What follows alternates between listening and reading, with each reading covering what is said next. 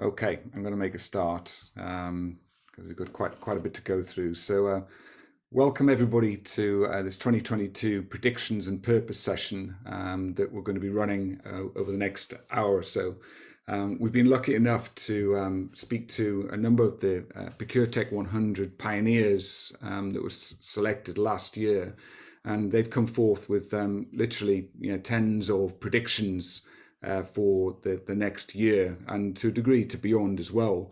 And what we wanted to do was to share them with you, but also share them in a way that allows us to kind of all view them, share our opinion on them, and also basically maybe apply a little bit of a filter to the ones that we think will really stick during 2022.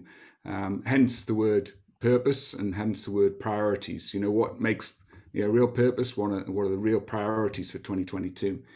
I'm lucky enough to be joined by four great procurement professionals in different capacities, very different capacities, from Patrick from Roche, Jason from Axel KKR, Adam BT Sourced, and Eloise from Carney. And they're going to kind of guide us through and maybe pick out those predictions that are the ones that are going to knock us out the park versus those that maybe going to take a little bit longer to mature as well. But welcome, guys. It's a great privilege to have you here, and I'm excited about the discussion that we're going to have in the next hour or so as well. So with that, let's get stuck in here. So first of all, as I said, we're going to cover the predictions. There are a lot of them, so don't worry too much. What we're going to do is we've boiled them down into 4 key themes.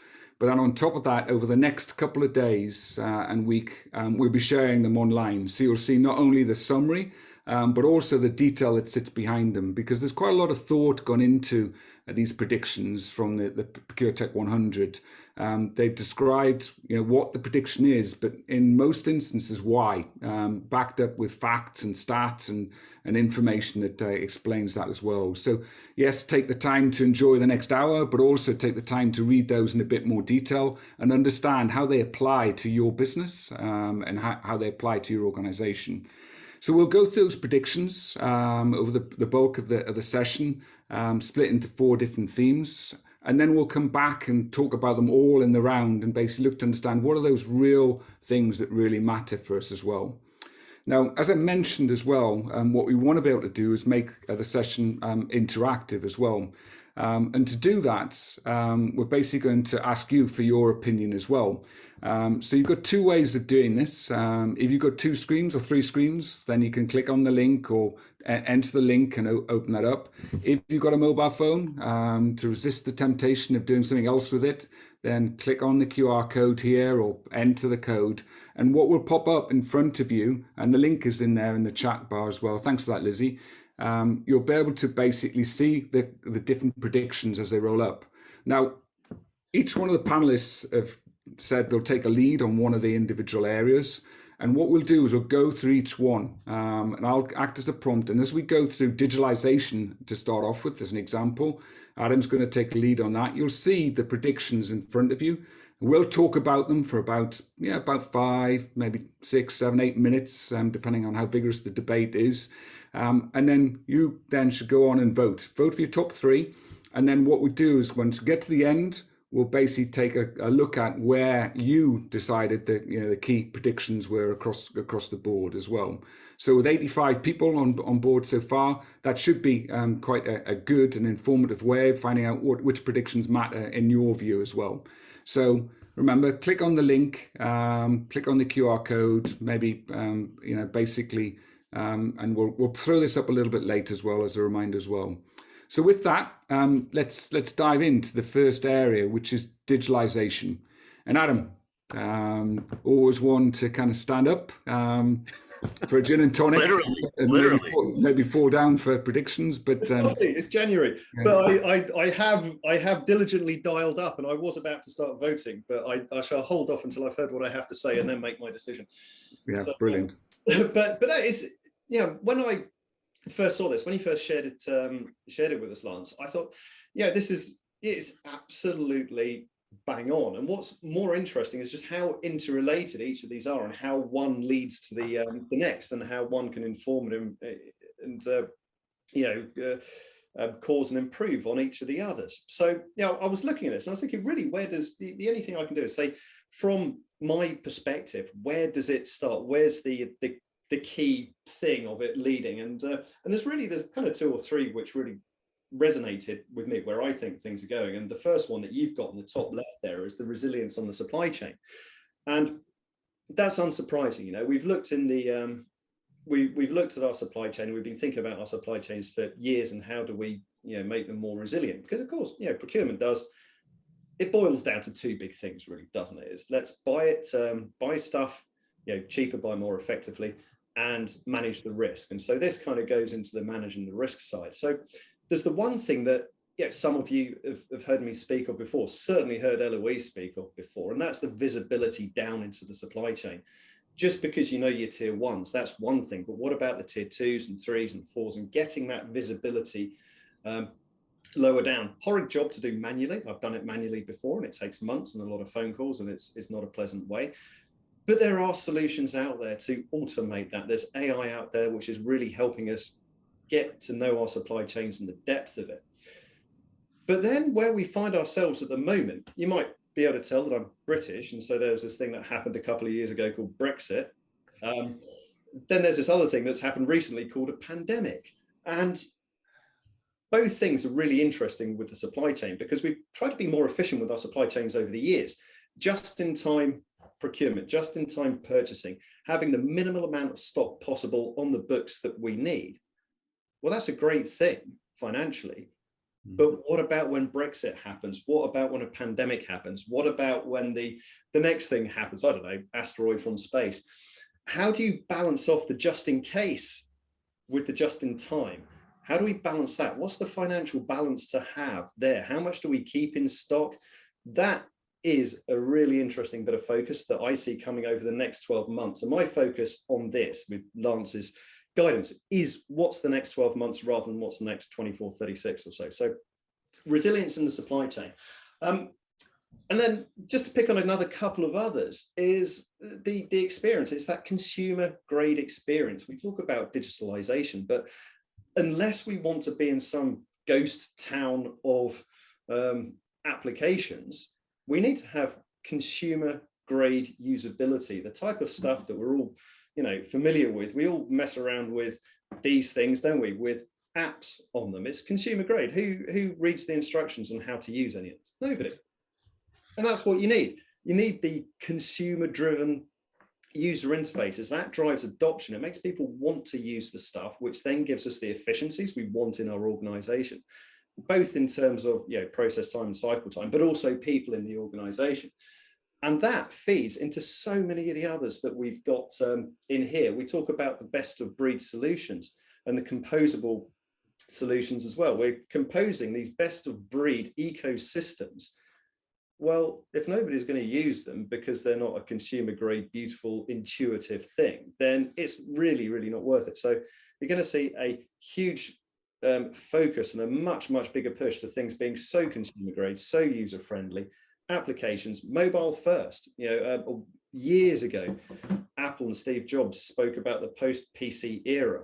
Well, really, we're in the mobile phone era. You sit there, use the apps on the phone. This will become, these applications, your toolkit. When it's no longer one thing end to end, it's the best of breed. I want to know about spend, use the best spend thing. Risk, best risk thing. I want to do some an RFP. I use the best RFP thing. Hey, Adam, I'm going to jump in and I have a question for you on that one. So I think if you had looked, even just 3 or 4 years ago, if you talked to a lot of big enterprise companies or the Gartners and Forresters of the world, they would have said within procurement technology, people were moving less towards best of breed and more towards having 1 or 2 vendors to provide as much technology as possible. I think you happen to be spot on and people are moving to best of breed, but I think that's a relatively new phenomenon, again, that's kind of taken off. I'm just curious, do you agree with that that statement or what's your perspective on it? Oh, for sure, because we've been listening to, I'm sorry, Eloise, you can do this if you want. We've been listening to consultants coming in for years and years and years, saying, consolidate. Here's the best of breed end to end that does it all. But what we find out is that, okay, if we assume it does do it all, it does some stuff, but it doesn't do all the stuff, and it certainly doesn't do all the stuff to being the best of breed. It might be the best of breed out of the single end-to-end solutions, which is wonderful, but there's always stuff to enhance and add on. And for each of those elements within that solution, then we find with the pace of change and the startups that are coming over the last 3 to 5 years, that you've got some incredible innovations there, and AI particularly being developed from scratch with the automation, the intelligence, the AI, the machine learning that's in these point solutions is being deployed faster, better, and cheaper than it is in the end-to-end solutions. Yeah. So if you want the best of breed stuff. And I was going to say the other thing I think maybe driving some of that, and I agree with your points, is just the ease of which integration can occur within best of breed solutions too is getting easier every year, which I think allows enterprises to stitch together that best of breed as well. Well, that comes into, and I know, Lance is going to slap me if I don't shut up in a minute, but just on that point exactly, that last bit, when we talk about build your own in here, we've got low code and zero code platforms. You've got some fantastic startups with amazing stuff that, the citizen developers can create not just their own solution, but they can create an orchestration layer. Not even the startups, but the big ones, business process management players, the likes of Pegasystems with low code platforms. Citizen developers, you can start to hook these solutions together in a workflow automated using REST APIs, completely standardized, drag and drop. It's there today, and we're doing that, exactly that today. And Jason, so I'm trying to not chime in here, but I literally just wrote the book on that, what you just described. So because we have, sorry, Adam, I can't let this topic go by, because we have made that shift. You're right, 3 or 4 years ago, that would have been sacrosanct, or just heretical to think that you could go back to best of breed, because those of us have been around for many years remember the early 2000s, and then we shifted. But we have, for all the reasons Adam said, and then the other one, Adam, to connect to your previous point, was that user experience. Most of these best of breeds have a modern user experience connected to all that integration and capability. And the only thing I would say is, because we're growing our capabilities and our remit. So the old suite paradigm, we're not going to go back to that. No, I'd agree. I mean, Greg's mentioned it in the chat here as well, is that in reality, most of the single solution providers have basically acquired organizations without adopting the code. And if you're really, really critical, and Jason, you and I, came from an Ariba background, you could argue that single solution versus best of breed was a marketing ploy. Right. Because the only person that's really a single organization is it's an Oracle or maybe an iValuer, but even Coupa is a best of breed organization. They've done 10 or 15 acquisitions in the last 5 years. So and they've done it well, by the way. They've done it well. They've built their own ecosystem, the best of breed platform in the best possible way. But if you combine where we've come from and where we're going, then it is the future. So, but I now, Adam, stop for a moment for breath. So I don't know if there's Patrick, or Eloise, is there anything else you'd like to add? Any call outs here on the digitalization theme? We've got a couple more minutes before I'm going to ask people to kind of do a quick vote. Maybe I think that the one additional point to complement the discussion we've just had is there's so much choice out there, right? We've got so many options these days. I think it's important to figure out what is it that you need. For a company like Roche, for example, if we went 100% best of breed, I think that would be super challenging, right? Super challenging. We've decided to sort of go hybrid, right? Go with a technology that builds the backbone, keep this backbone lean and simple, and bolt on. like build around it and connect, not integrate, because that takes time and money. Again, consulting firms make big money with that. So we bolt on, we connect. And I think that is important. And we will see many more sort of personas, I think, develop over the next few months and years that I think use a combination of end-to-end and best of breed. And that's a huge opportunity for these startups to sort of work together and respond to these personas that are developing, right? Why do we need another startup to be the connecting tissue, or another company, if maybe some of these startups can just work together and say, okay, I understand for this type of client, we need these 3-4 solutions, and we just develop our own connecting thing, right? So I think that's something that I see coming up more and more with startups, and so silo solutions start talking to each other. Yeah, I'd agree, Patrick. It's this composable point that one of the guys has recommended, and it's the compounding element of things as well. The critical thing to remember with all of this, Lance, you looked at 4,000 odd suppliers, ended up with a ProcureTech 100. So 100, there's a huge overlap and duplication. So it's not just best of breed, it's best of breed for you. And so it's what is the best of breed that works for the nuanced individual organization of Roche or of BT. And mine's going to be different to Patrick's, right? Not because the thing's not best of breed in their own right, but it's for me. It's you've got to choose the thing that is right for you, and don't just listen to me or Patrick and say, product ABC is the most amazing thing. Well, it may be for us, but not for you. Yeah, cool. So one last thing I'll call out on this page, and it's an interesting one as a trend, and a few people might say, is it really a trend, was the S4HANA comment on here as well. Because there's a lot of triggers that are going to happen next year. It might be inflation, it might be a cybersecurity risk, but equally so, there's a lot of organizations basically going to be implementing S4HANA. And because of that, organizations are going to have to make a choice. They're going to have to do other things. So it is a kind of a trend stroke trigger point, which is going to drive action in other places as well. And you'll see that as we go through these trends. There's the reality of the world, S4HANA, as well as these trends and predictions that tie together to create what we're doing this year and next as well.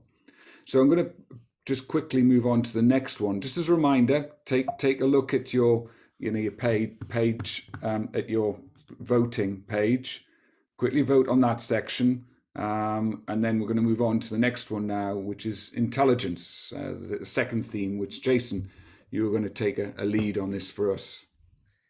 Yeah, I mean, when I kind of looked at across this set of predictions, the one that really jumps out to me, and I think it's going to be a common theme through this, and it relates to kind of Adam's opening comment in the last one, was really around supply chain mapping and transparency, right? So through the pandemic, there's never, in our lifetimes, or at least in my lifetime, the importance of supply chain resiliency and transparency and certainty of supply has never been greater, right? And if the pandemic was a 6-month thing that went away and we didn't have to worry about it or think about it anymore, that might have gone in 2022. We might not care about that as much, but the pandemic has shown a lot of resiliency as well, and is now 2+ years and no sign of ending.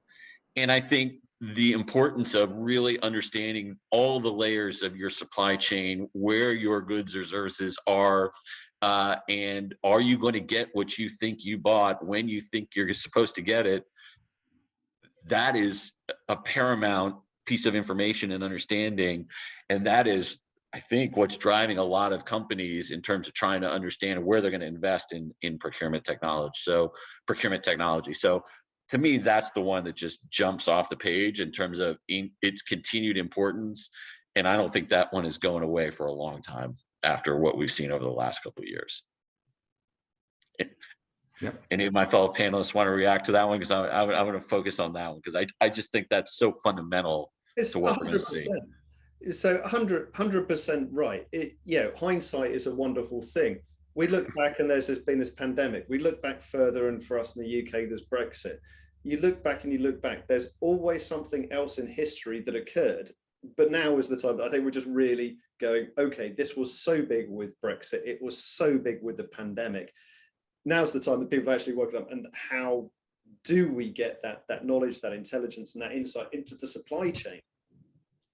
Yeah, and there's several of these items to me that all kind of relate to that, around your supplier due diligence and boosting resilience, and all of those kind of relate to this general theme of supply chain transparency and mapping and risk management, that really all come together. So that's kind of the big one that I take away when I see these and that I'm thinking about. I think the other one that's really interesting is this cyber risk, and understanding the cyber risk within our supply base and within our set of vendors.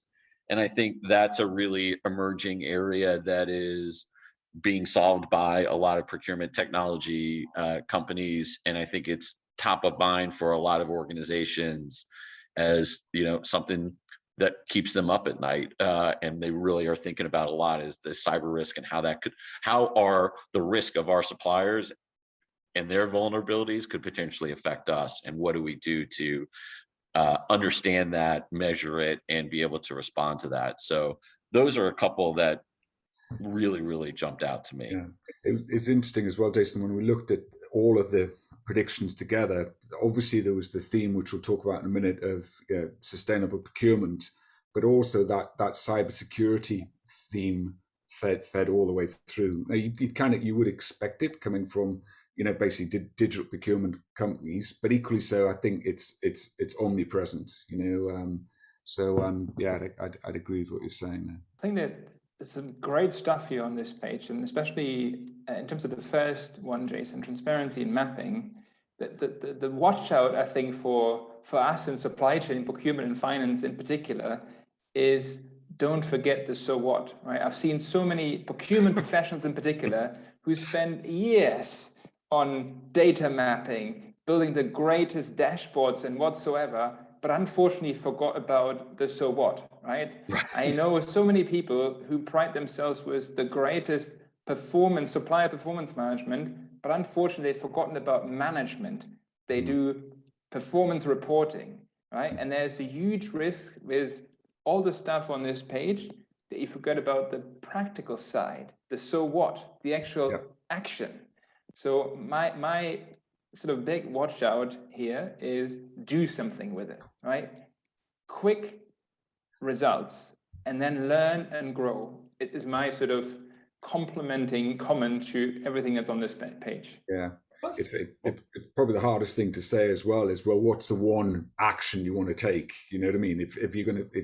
And what's the biggest action you're going to take, and therefore what's the minimum amount of data you need to be able to support that action as well. It's an interesting point. Just to quickly reflect, that we mustn't forget that the source of these came from the solution providers, right? And so they're going to be saying, here's the insights, here's the data, here's the information, here's the stuff. And so it's up to us, as Patrick, you rightly say, we can't just sit there and go, look, we've got wonderful stuff. We've generated an efficiency in the organization. We can have less people because we don't need people doing dashboarding, because we have a tool doing it.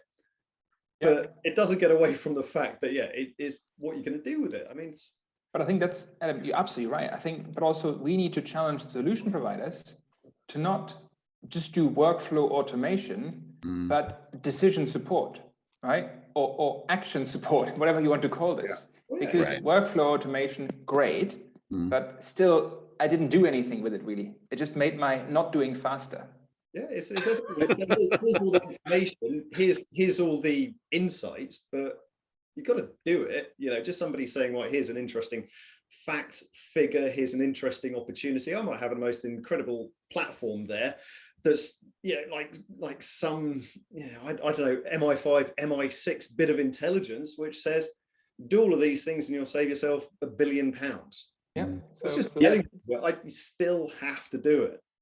Exactly. This is great fuel. You still need the engine, right? To use and Patrick, I want to build on your practicality, because this is great, and the so what is exactly right. But every client I walk into, I challenge them on their supplier golden records and their data management practices, and it's always a disaster. And they kind of like hide under the table and sort of look away. And so I think while all of this is great and there is some really amazing innovation, the other thing is, and this is more of a request for 2022, is stop making excuses for bad data and actually get the data, because having this discussion is the one we want to have, but so many times we're stuck in just that bad data cycle. Yeah, but also bad data, at least from a excuse perspective, right? Let bad data not be the excuse. Do something about this, but the aim shouldn't be perfect data. The aim should be better data to do some stuff with, right? So that you can make decisions, right? Exactly. Well, it's become yes, exactly. It's becoming an excuse, and that's what I want to get beyond. Is good enough data to do this stuff. And doing something about it that maybe prompts us to move to the next area, to be quite honest. So once again, I'll ask you to take a look at the kind of the question set, vote for your top 3 on the panel, and then as you're doing that, we'll move to the next page, because probably the biggest thing that people said they want to do something about in terms of the trends and predictions was on sustainability and people. Prosperity and the planet as well. And Eloise, you kindly said you'd take a lead on this page as well for us. I would love to. So while everybody's voting, and as Adam said, resist the urge to engage with the phone. So I think so that this, to me, this page, at least a number of these are sort of okay, these are things that are either being done or just need to be bolstered. I think the idea of integrating ESG into all that we do is it's table stakes. It's a given. It's what we should have been doing in 2021, or at least have started and will continue through. So it's not that part is just business as usual to me. Looking like the triple bottom line, the looking beyond cost, all of that. So those are, to me, less predictions and more of just continuing what has already been started. Where I think where I'm really excited about this topic and I'm really pushing is where we go next. And where we go next is when we think about risk and we think about sustainability and sort of the improving the planet, the biggest risk, the biggest opportunities for this type of work are in the places that we have that they're hardest to see or that we have the least visibility into. And especially when we think about food supply chains, raw material supply chains, or at the source materials where we don't have a lot of visibility. And so we have to move. So, and there's nothing wrong with supplier ratings. I like the ratings providers that are out there. I like the self-attestation. Those are good first steps, but those are just, again, sort of entry-level steps. We have to move beyond what we can gather from news stories and what we can gather from suppliers filling out surveys to actually what I like the term boots on the ground. We actually have to see what's happening. And when you see what's happening, I posted at the end of last year about what's happening in recycling centers, how much recyclable material is going into landfills. We look at fishing, sustainable fishing practices.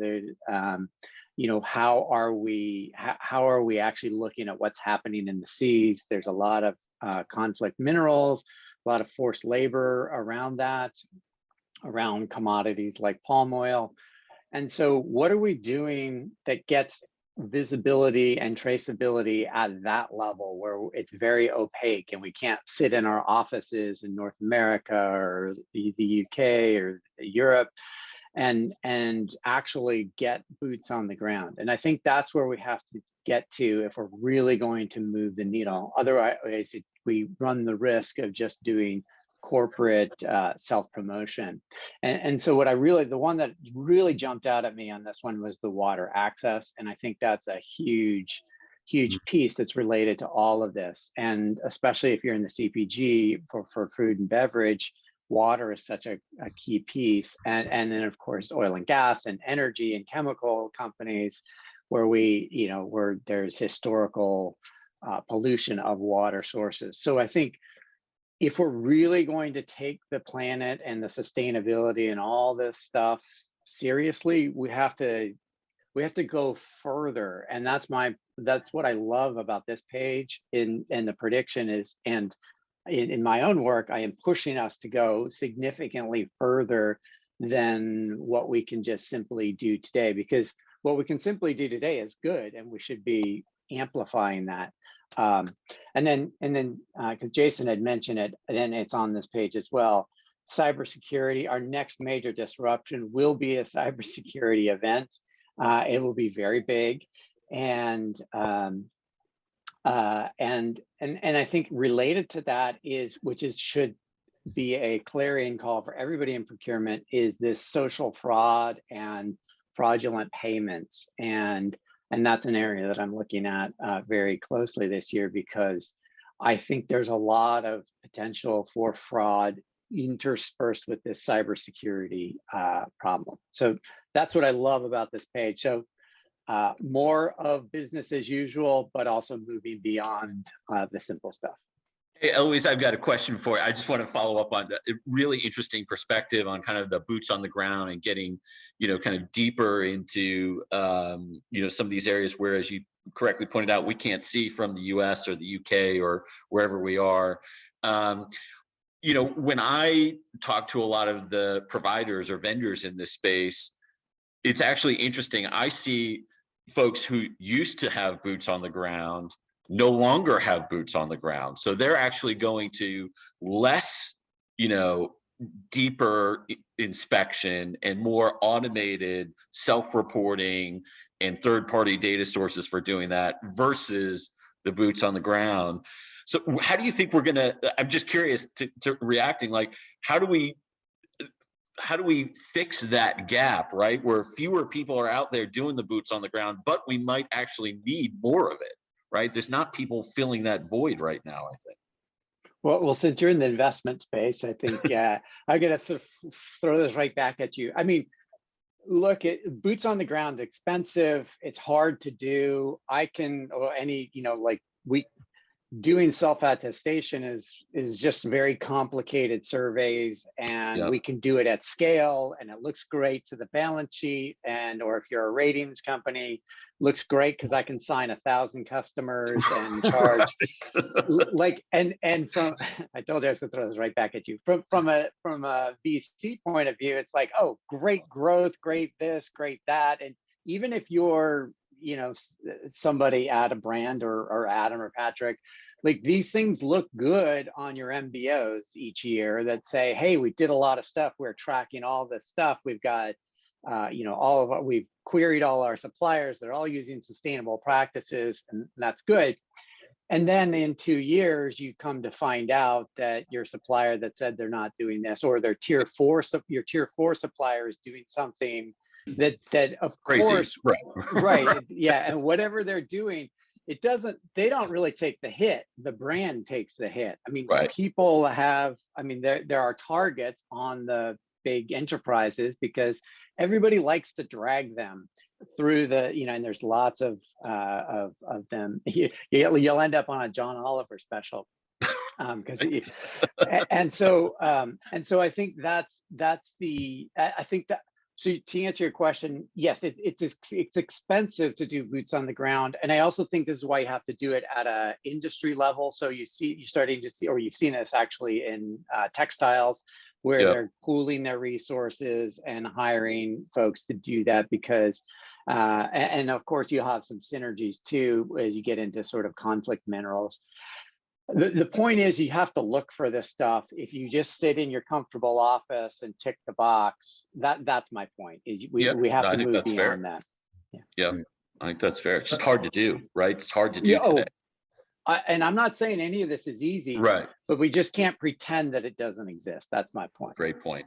I think, Jason, also it comes back to how serious are you about this, right? If you just want the sticker on your corporate report that says eco-friendly, right? You find many creative ways to get this sticker, right? But if you're serious about this and you mean it, you actually invest in it, I guess, and you make your suppliers invest in it, and you invest yourself into auditing and whatsoever. And I think it's hard to actually do it. We in procurement at Roche, we wanted to be real. So I have asked for money, I got money, and we've invested in a actually larger sustainability team that's now driving Scope 3 projects across the business with our suppliers. We actually develop ideas.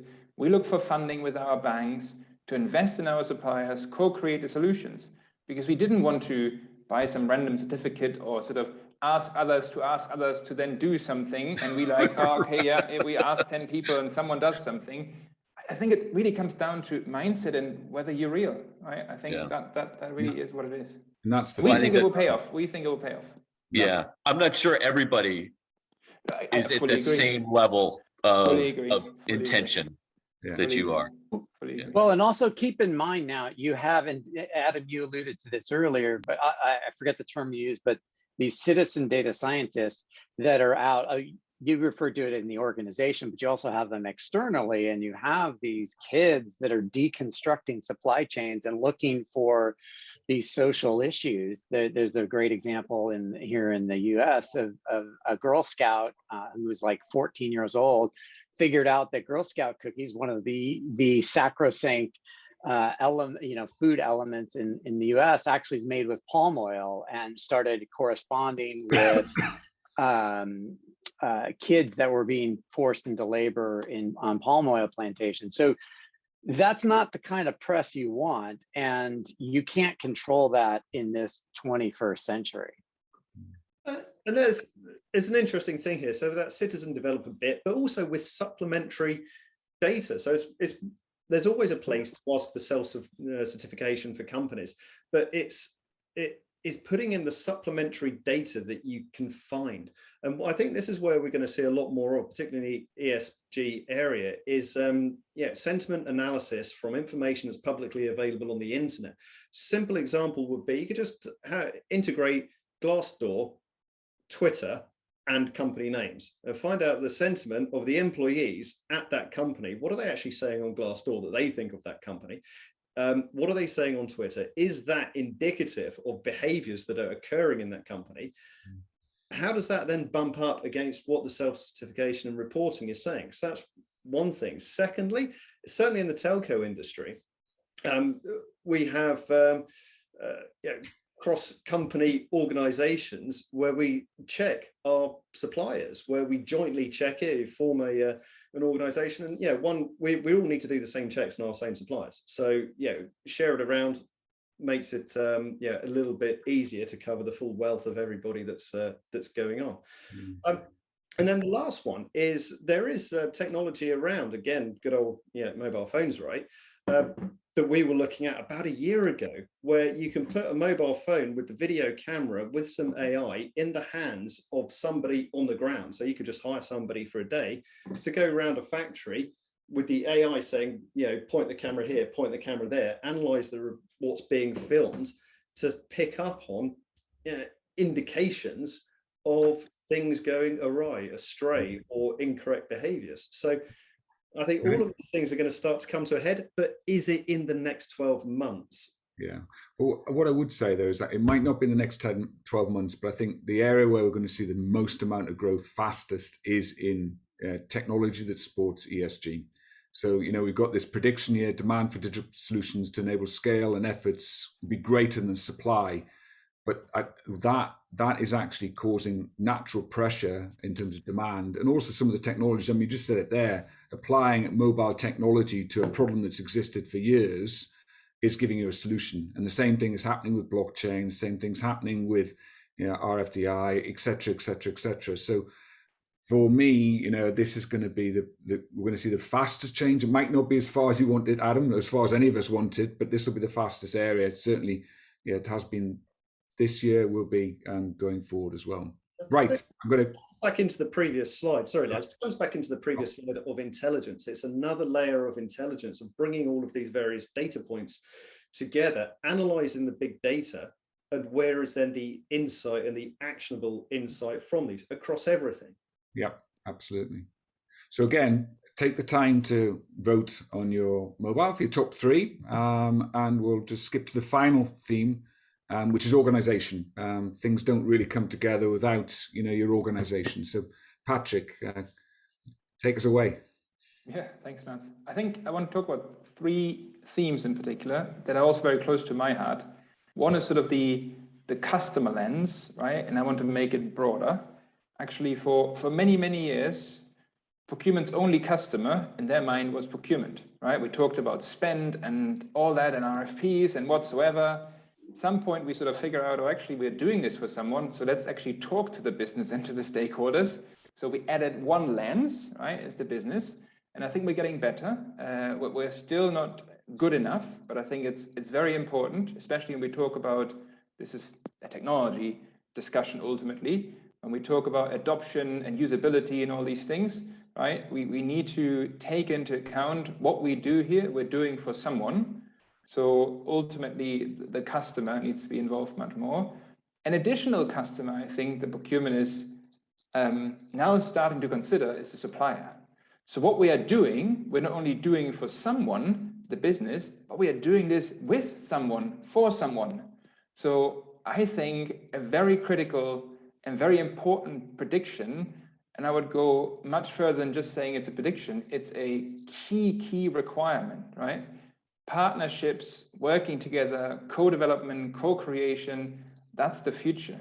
So the supplier experience and making us wanted, I guess, is super critical and something that is very close to my heart.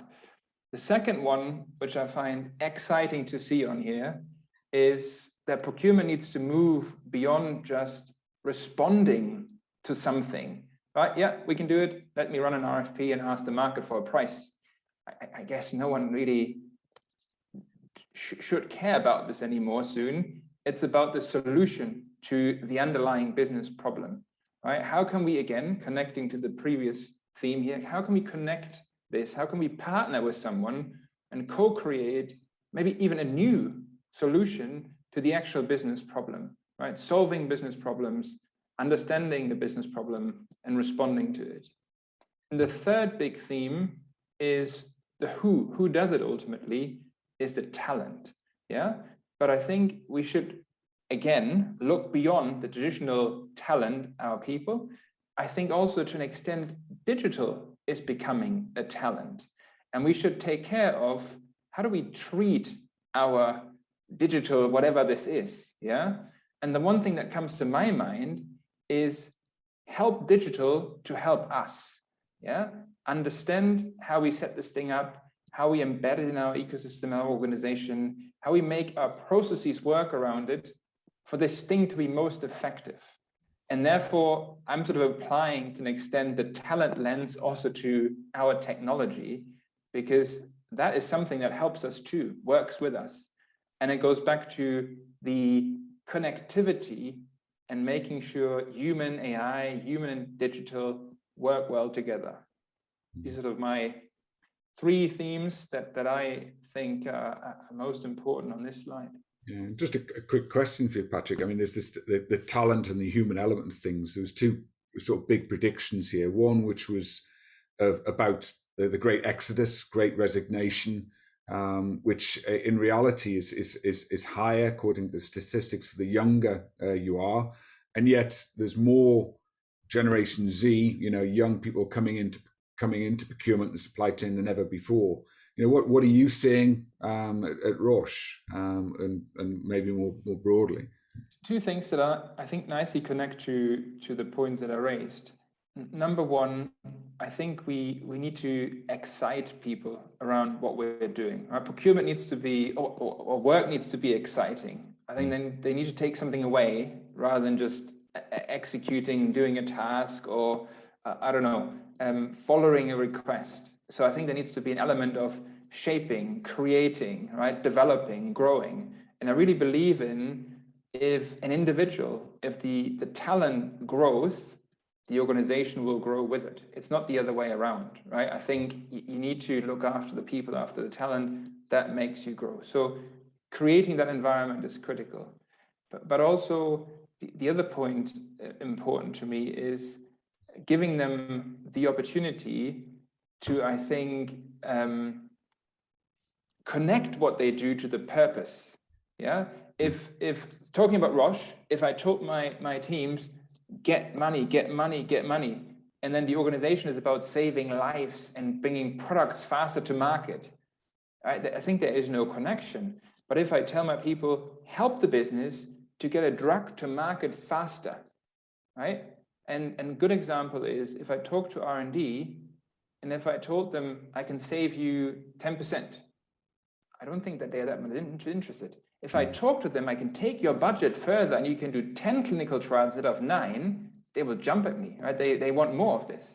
And that's how I think we need to connect what we do to the purpose, understand the business, and that will drive excitement in an organization. And that, I think, makes people stay. Okay, excellent, thanks. Can I just make a plug on the right-hand side of the screen? Because whoever put the year of the supplier and supplier experience, I 100% agree with. This year is like we have done so much on the buy side, or on the buyer experience, and I do want to just flag that I think supplier experience is this is the time for that now. I 100% agree. Not to pile on, but when I looked at this, that was the one. The year of the supplier is the one that jumps out to me more than anything, because I think the dynamic has changed, and we'll talk more about it as we go on to some of these other slides. But that's the one that jumps out to me.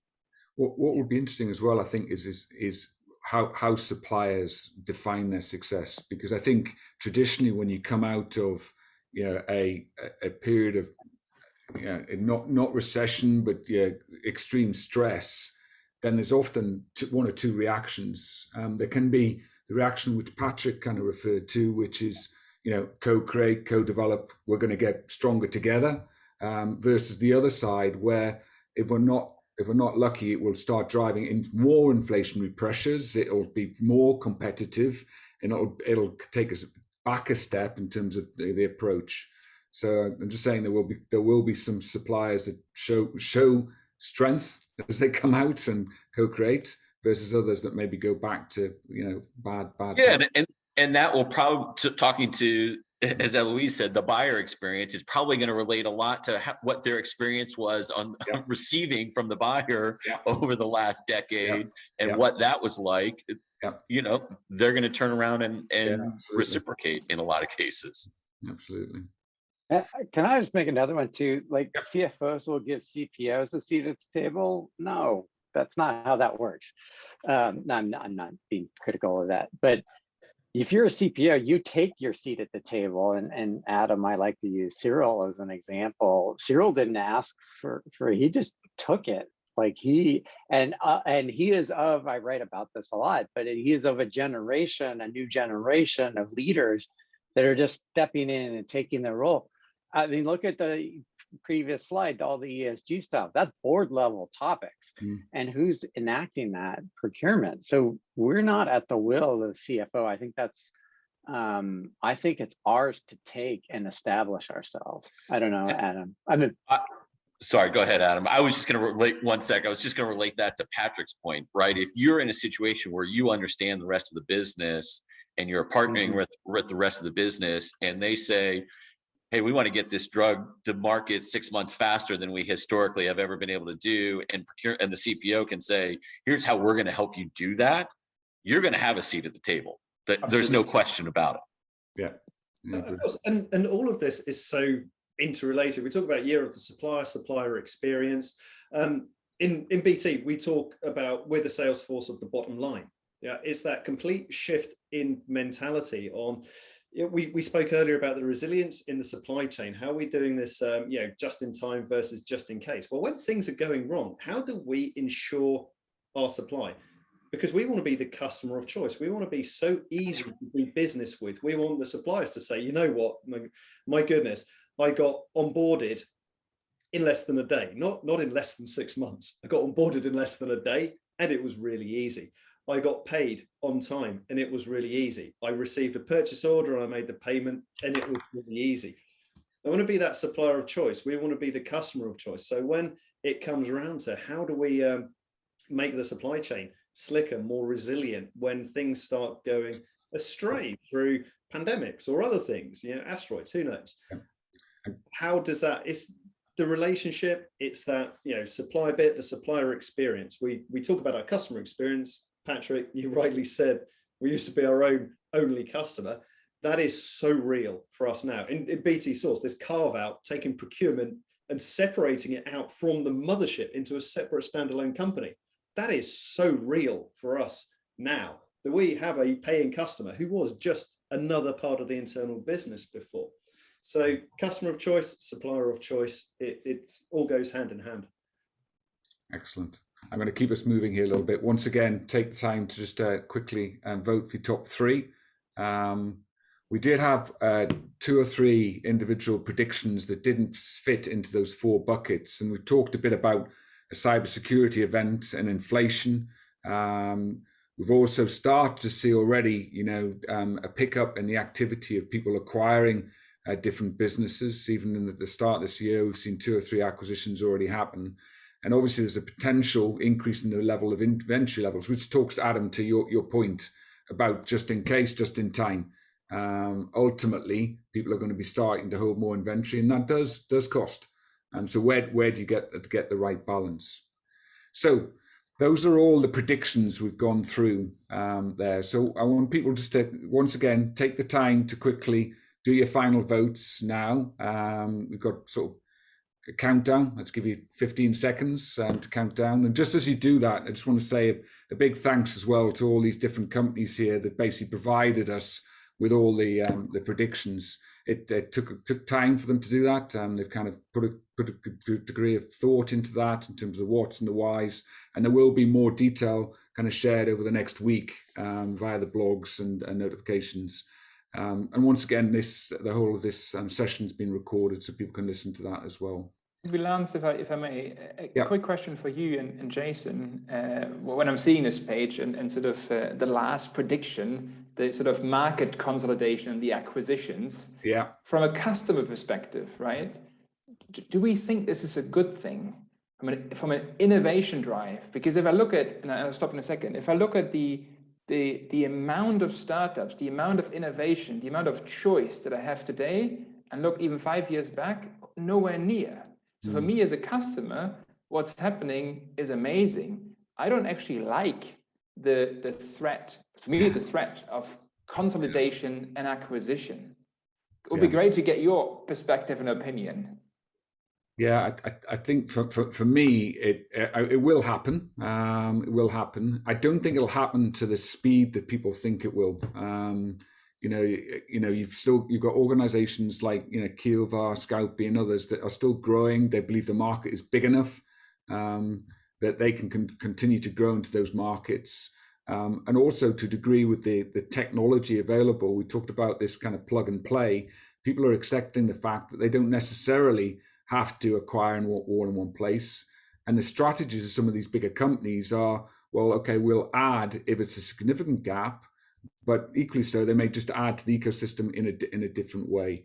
So, I think it will happen. It's going to happen. It's going to continue to happen. There's no question, because there is value creation for those companies that do the acquiring, or at least in most cases, that has been, kind of what has been proven.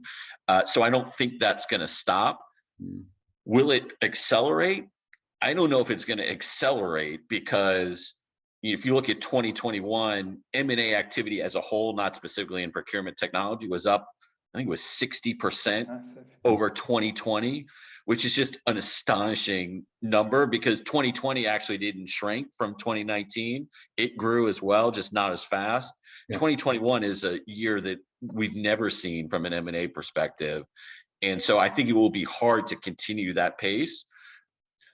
Yeah, I think the other thing I would say as well is that, you know, what we often say is bear in mind that it worst case scenario, best case scenario, it will happen. So you need to approach the solution that you're working with with a plug and play mentality. So you need to be conscious of what you're going in, but also how you go out. So how are you going to manage data? How are you going to manage confidentiality? How are you going to manage IP?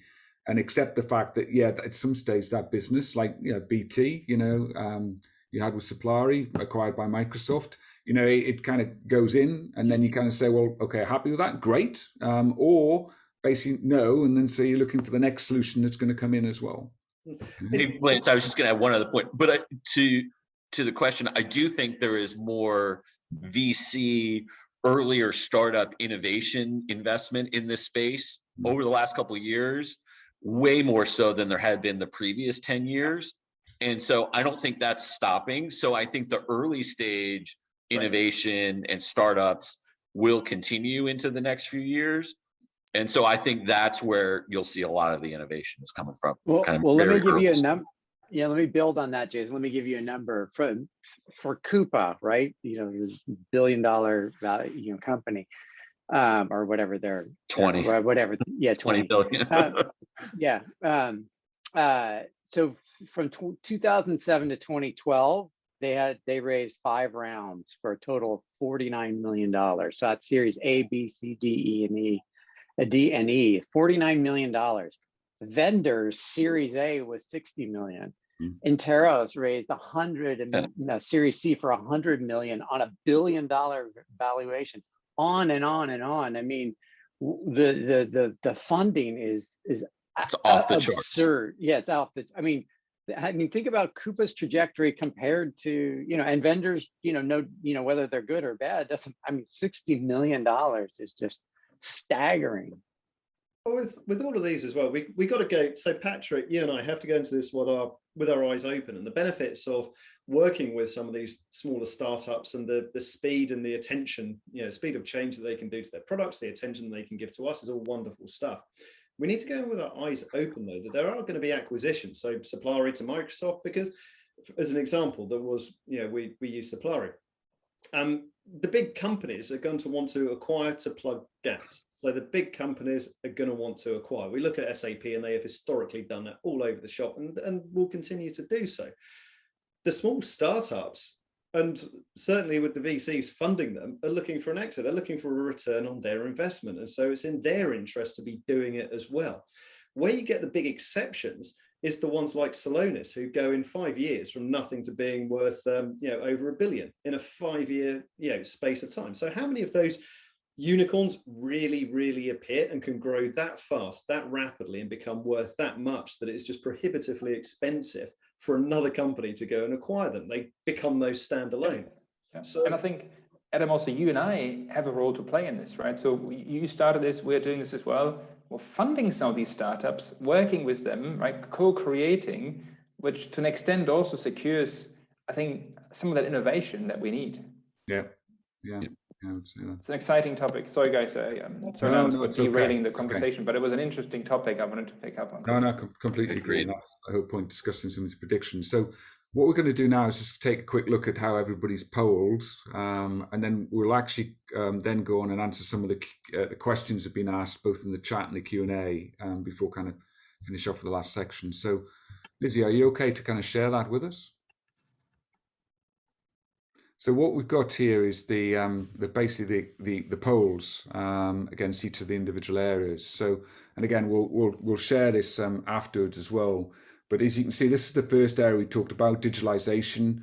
Blue, green, and yellow are the top 3, which are basically intuitive and flexible digital solutions, best of breed, and technology-enabled transparency. I'm pleased that that's called out, actually, because we talked about it a bit by default, but it's very much one of the things I think, you know, is the only thing that's going to give us transparency at scale is the technology as well. So those are a pretty fair reflection of the top 3, I think. Then with the next one, oh, quite a good spread actually across the board here. But I think echoing what you said there, Patrick, about everything needs to be focused around action. 38% of people kind of saying it's got to be about action. And then behind that was 38% as well, actually, on supply chain mapping and transparency. So consistent to what you called out at the start, that section there, Jason, as well.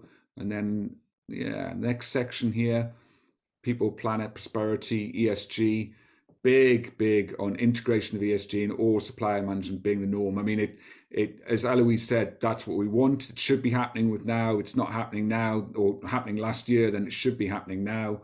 And demand for digital solutions and outweigh the supply, I agree. And then cybersecurity, which is what we mentioned there as well. Actually, there's one I missed there on 36. I'm not quite sure how the percentage on the maths works out, but yeah, I think it's 36% you of can people vote for 3, so there's probably like 300%, right? Yeah, it's 36% of people voted for that particular one. So it's not the percentage of. Sorry, I've described it the wrong way around there. Cool. You're good to call me out, Adam.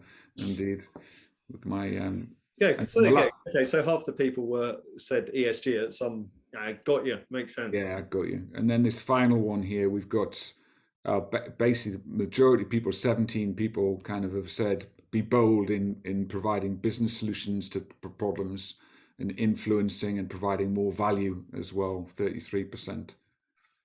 So some good, really good feedback from everybody who's participated. And again, we'll share this as well afterwards as well. These are the last four that didn't fit in, but still some high voting there on, and a lot of acquisition happening. But again, this is relative to the other trends there as well. So great, thanks Lizzie for that. So we'll jump quickly back to the presentation, which is me. And what I quickly wanted to do while we've got the Q&A here before we dive into the final section was just pick up a couple of quick questions that have come here as well. In the decision, in the digitalization area, there was a point around bot-to-bot negotiation. I've got a pretty strong opinion about this, but any of the guys got an answer to the question? What's your perspective on bot-to-bot negotiation? It's further out, a long way further out than just the next 12 months. Yeah, we can have a look at, there was some interesting news stuff. I think it was last year that you had Facebook did two bots negotiating with one another. They invented their own language. And so yes, it will come. We can sort of like look back on in financial markets, and it used to be people shouting down a phone and trading, and then it moved over to robotics, if you like, algorithms doing high-speed trading. Yeah, it is going to come, but is it going to happen next 12 months? No. Yeah, I agree. And if you agree with Patrick's points about the need for collaboration and problem solving with your suppliers and vendors, I'm not sure bot-to-bot negotiation is going to be your first approach or method for getting there. And I think to add to this, just absolutely agree. I think we need to look behind the buzz around this and understand actually our spend patterns, right? So there's a small percentage of supplier relationships, of requisitions, I guess, that account for a large percentage of spend. That I think is the opportunity for collaboration, for really invest with people and everything. There's the next sort of, I don't know, X large percent where I think we can use technology to help us, right? Make things faster, better, marketplace solutions whatsoever. And then there's this tail, I think, where we can today already start using great tail spend solutions. And that's where these negotiation automation solutions really make sense to me. And there are some starting to become available. I think they are maybe not bot to bot, some super artificial intelligence and whatsoever type stuff. But I think we are seeing some just figure out where to use them for what. Well, I think where we're at right now is using the likes of the obvious ones, the intercepts that you can put onto, you say tail spend, the intercepts that you can put onto these things, and you can start to automate out RFQs, likes of fair market, that kind of thing. We're at that level of automation right now. and it's prices, right? It's like, here is the specific thing I want, out to a whole bunch of suppliers, give me the best price. Everybody knows it's competitive. That back to back, that back and forth negotiation bit, which kind of infers back and forth negotiation, and more than just on price, on contractual terms, on the full level of the commercials, that requires such a level of intelligence and training for the AI, of knowledge on what's applicable, meaningful, and what the risk appetite is in your company. That's further away. Agreed. Yeah, I think it is, but I think it'll come for certain parts of spend, especially because if you look at the two things that have happened, and we saw it with the ProcureTech100, a lot of financial solutions, which you talked about and made reference to, Adam, basically moving from payments into procurement, spend management, and the other way, contract management becoming incredibly sophisticated. So now you are and have got many of the unicorns are in that space. They've applied machine learning, they've applied AI.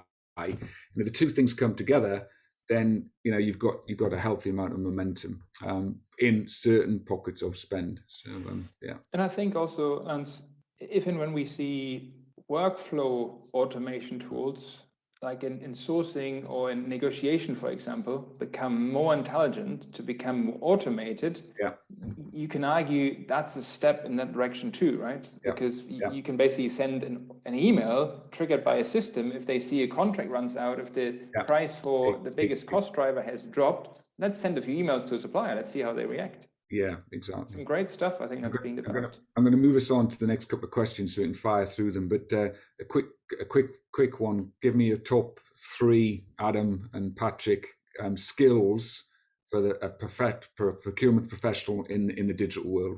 What are the top three skills? This is a question from Jose.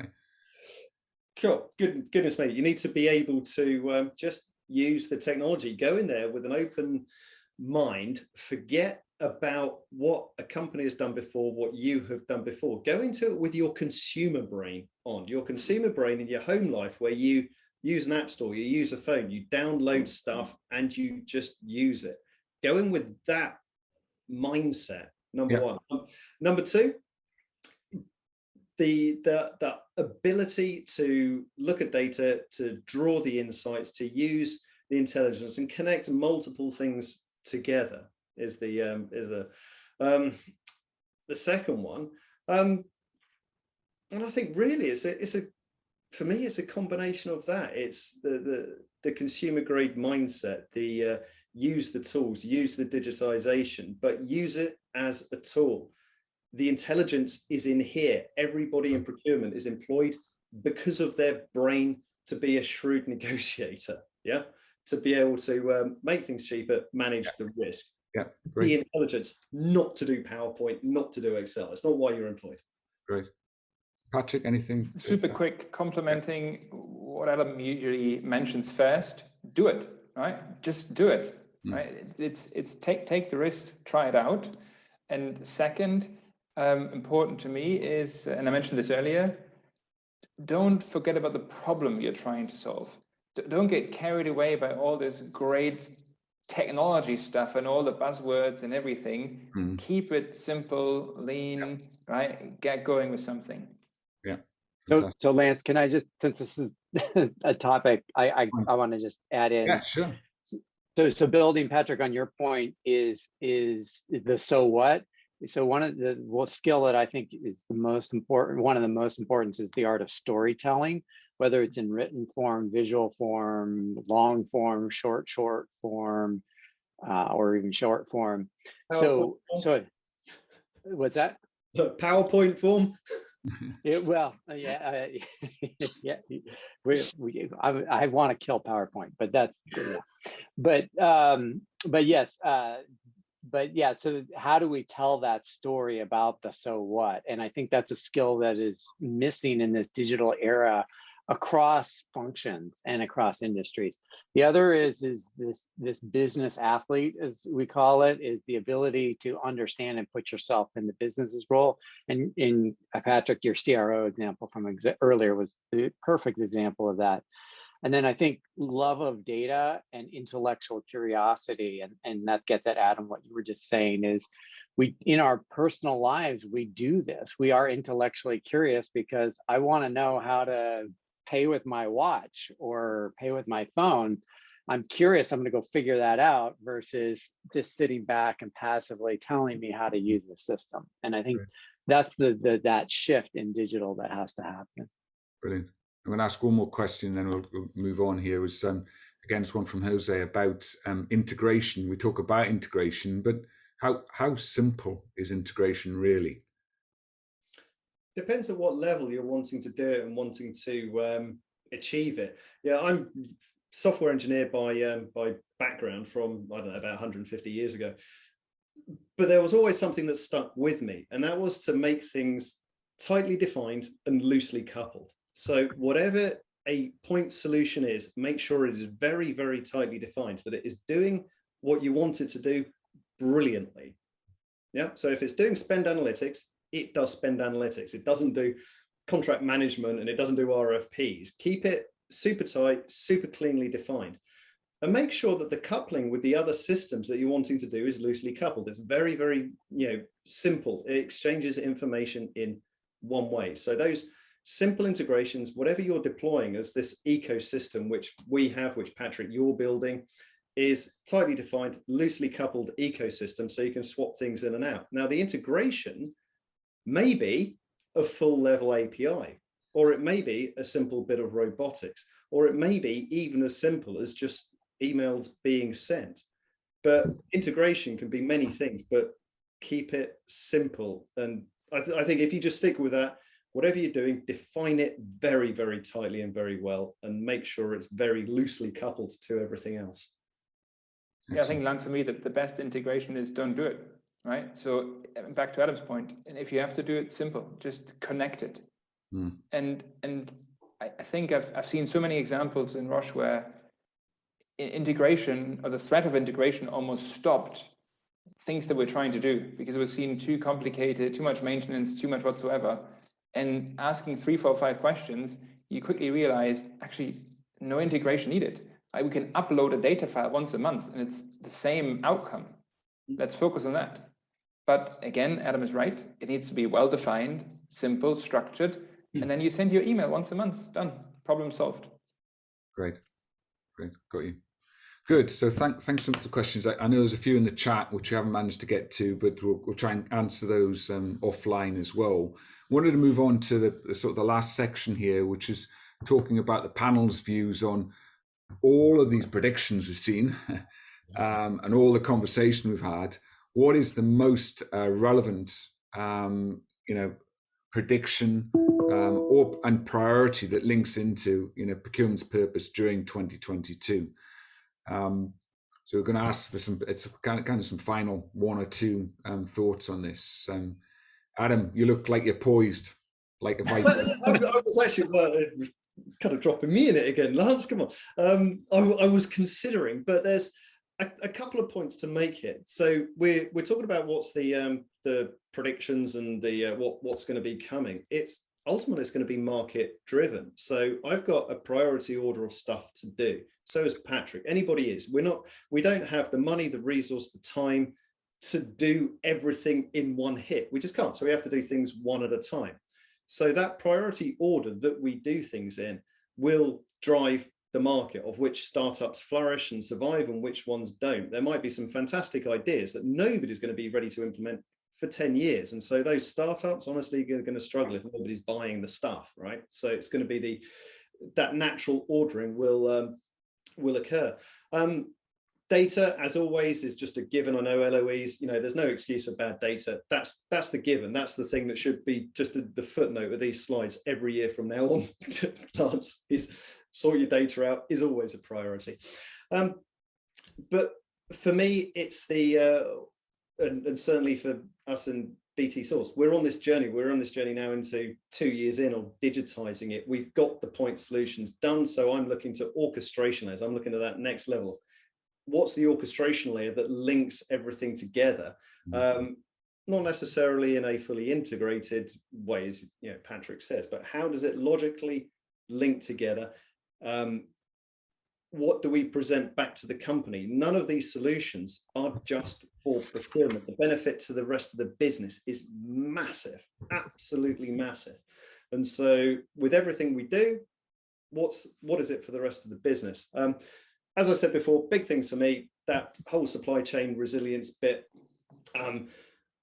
that's going to be kind of the big priority, that I see coming over the next year.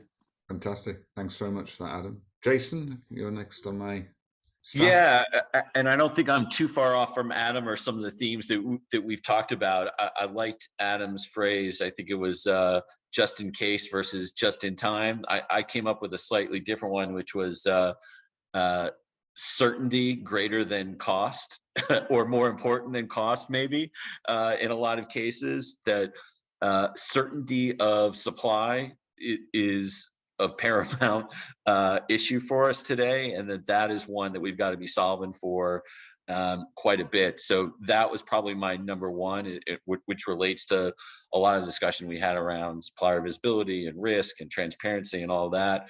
And I think the other part of it is just the power of suppliers, not just the year of supplier, but the power of suppliers.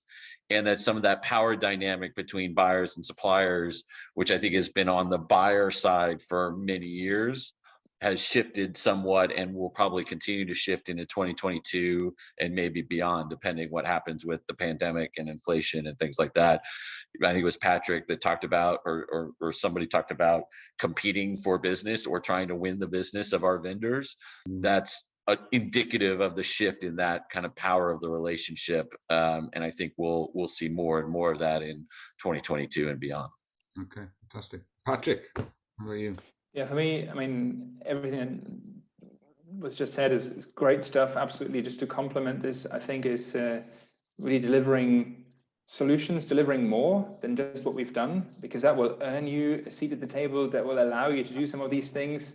If you're just another like enabling function, then do you get permission? Do you get the funding? Do you get everything to do the things that we discussed here? Right, so I think do more and earn your seat at the table, earn your ability to do the things that we discussed. Brilliant. And then finally, Eloise. Well, I'm going to go out there and push it because I'm a consultant, so I don't have day-to-day responsibility like Adam and Patrick, who actually do work. So I'm going to take my opportunity to sort of pontificate about the future a little bit more and be less grounded in reality. But I think we've managed to make it almost 90 minutes without talking about digital ledger technology or blockchain, although Lance, you did mention it slightly once. And I think the reason I think that this is a trend that you're going to see much, much more of this year is that regulators are really coming around to this. And I think as regulators open up these markets and sort of apply whatever sort of oversight that they're going to, it will create a frenzy and a flurry, especially around businesses. And I think the fact that Visa bought an NFT for $150,000 is sort of a signal that this is actually going to have some legs. And when you see what's going on with Facebook and the metaverse and all that, it's like I think there's a confluence of events that's going to push this. It's going to be largely hype, but I also think it would be remiss not to, as we think about this, and we can look back in 365 days and see how we were. But I do think that this is 2022 is going to be an inflection point for at least discussions about, if not, it's not adoption, but certainly discussions about DLT. And especially crypto as a legitimate form of currency.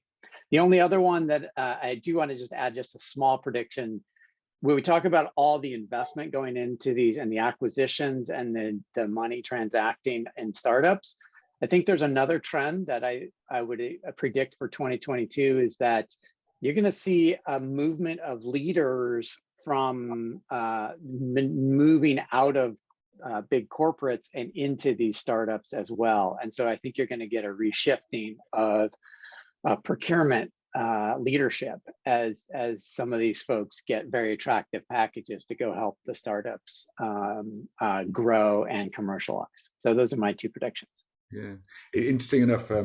Actually, Adam, Patrick, and I were on a call earlier on today with a CPO from an automotive company, and he was at CES in Las Vegas last week. And one of the things he was getting excited about was elements of facial recognition, AR, VR, made reference to the metaverse and digital twins. And so as somebody responsible for significant production spend, as many people are on the call and on either side, you start to see not only do these technologies apply to basically the way the procurement operates, but also to the spends that we buy. So we need, at the very least, we need to have an awareness so we can buy them better, as well as an ability to say, well, okay, how could they potentially apply to procurement and the converging supply chain as well? Okay, well, that was absolutely fantastic. A great 90 minutes. We didn't stop for a breath as we went through that session. There's some fantastic observations. Thanks again to the panelists, and thanks again to the different solution providers that have given us all of the different predictions. We'll be compiling this all together and sharing it over the next week or so in predictions, and also the recording will be available as well. So yeah, once again, thanks very much, everybody, and I look forward to seeing you next time.